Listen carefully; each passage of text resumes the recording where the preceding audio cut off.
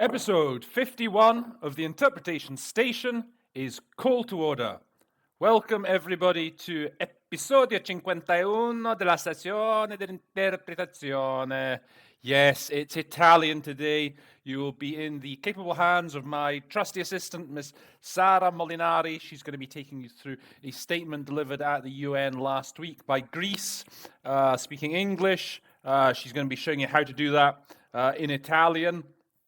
Before I hand over to her, I would just ask you at the end of her segment, just to hang on, don't switch off immediately, because I want to and give you a couple of interesting language tips and advice from my side as the English native speaker, things that might come in useful and handy to you Italian guys out there. Anyway, we'll come to that at the end. For now, I'm just going to hand over to Sara. Sara, over to you. Benvenuti a questo nuovo episodio di The Interpretation Station in lingua italiana.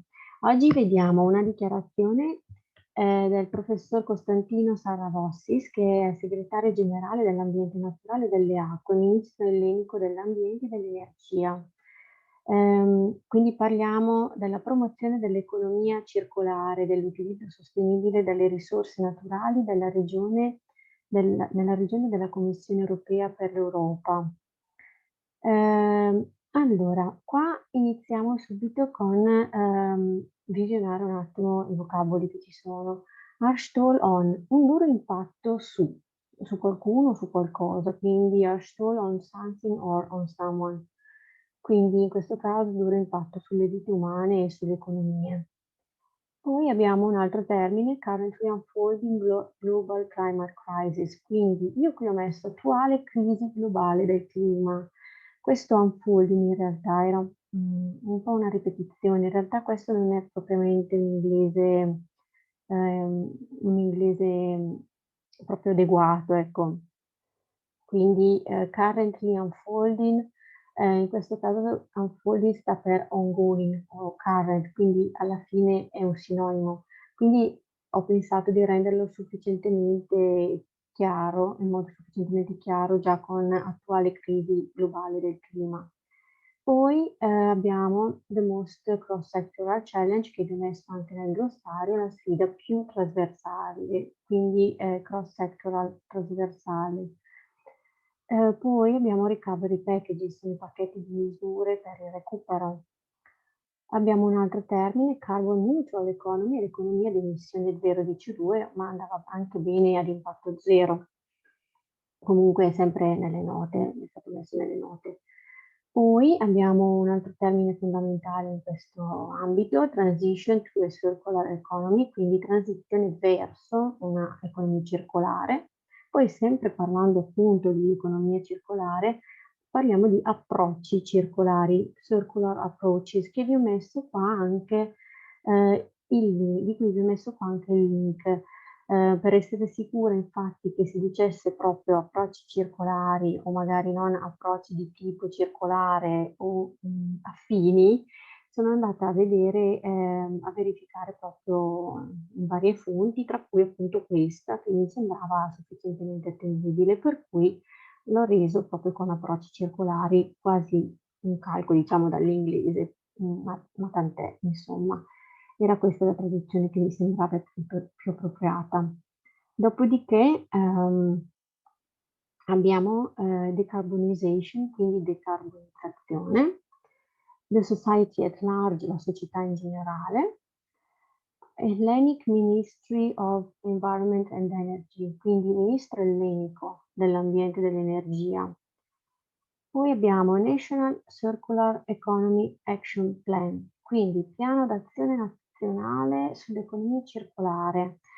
Vi ho messo in questo glossario breve qua sotto un'abbreviazione che si usa per Circular Economy Action Plan e si dice in abbreviazione CEAP. Quindi in italiano viene reso con Piano d'azione per l'economia circolare, PAEC.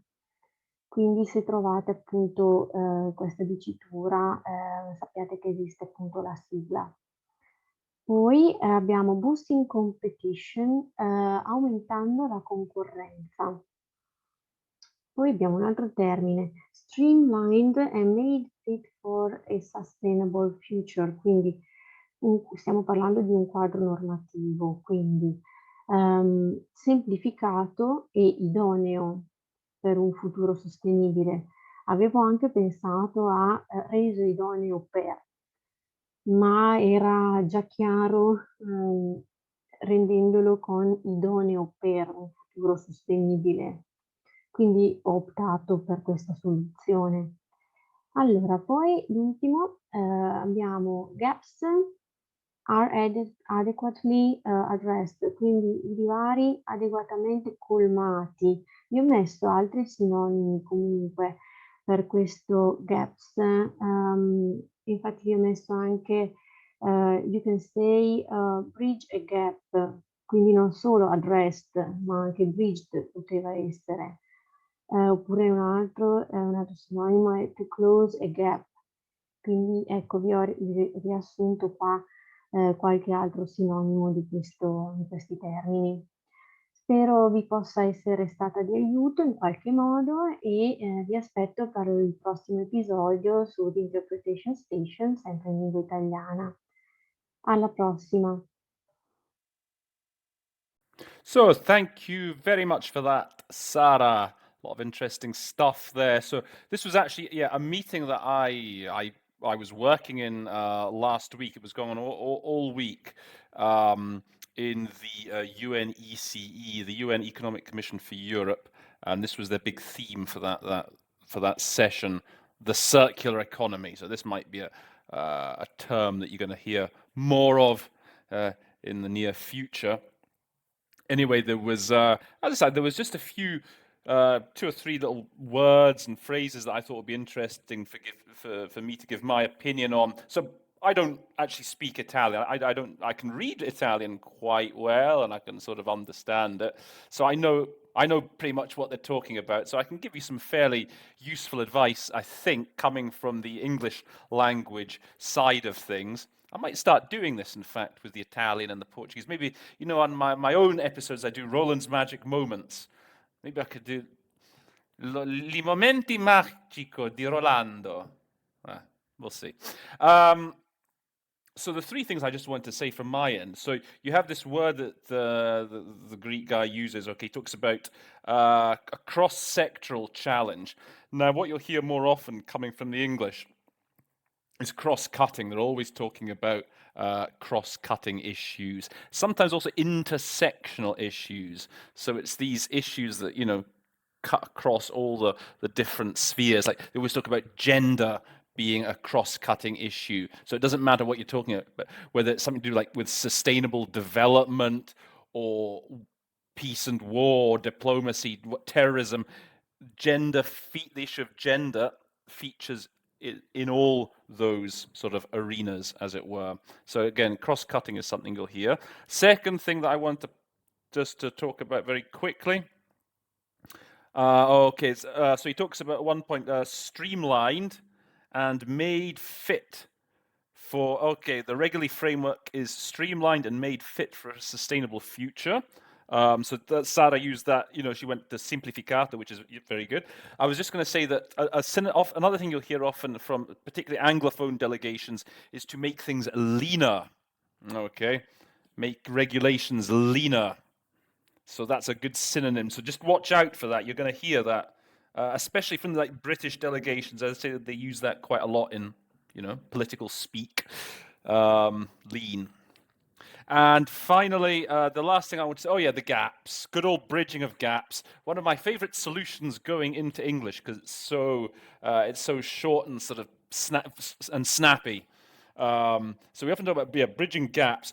With closing, we'll often talk about closing loopholes. That's another synonym that you will hear. So it tends to be bridging gaps and closing loopholes. So I hope those 3 little magic moments might come in handy for you sometime soon.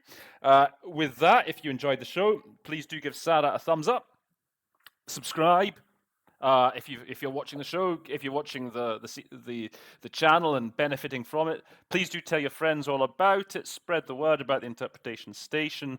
Join the Interpretation Station LinkedIn group.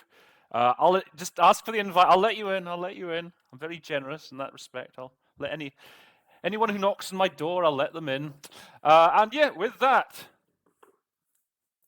all I have left to say is that episode 51 of the Interpretation Station is adjourned. Arrivederci.